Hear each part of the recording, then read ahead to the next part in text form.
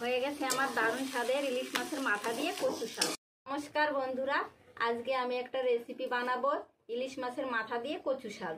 তা দেখুন বন্ধুরা, আগে আমি মাছগুলো ভেজে নেব মাথাটা, তারপরে আমি রান্না করব। দিয়ে দেব সর্ষের তেল,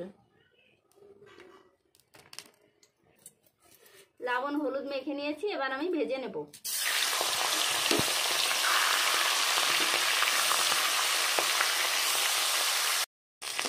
ভাজা হয়ে গেছে, এখন আমি নামিয়ে নেব।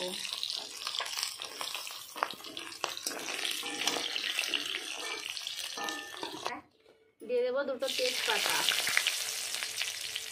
আর কটা কালো জিরে। দিয়ে দেবো রসুন,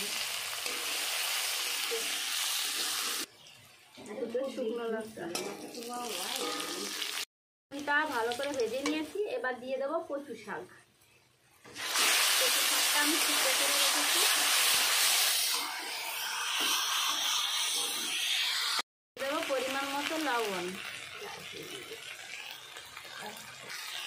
এবার দিয়ে দেবো একটু হলুদ গুঁড়ো,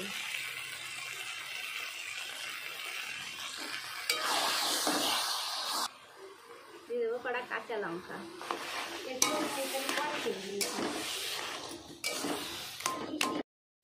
এবার আমি বেটে রাখা মাথাগুলো দিয়ে দেবো।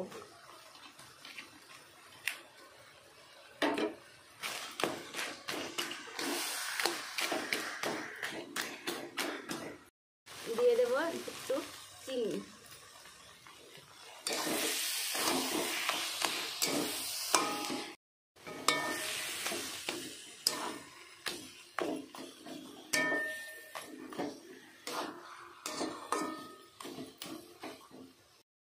হয়ে গেছে আমার দারুণ স্বাদের ইলিশ মাছের মাথা দিয়ে কচু শাক।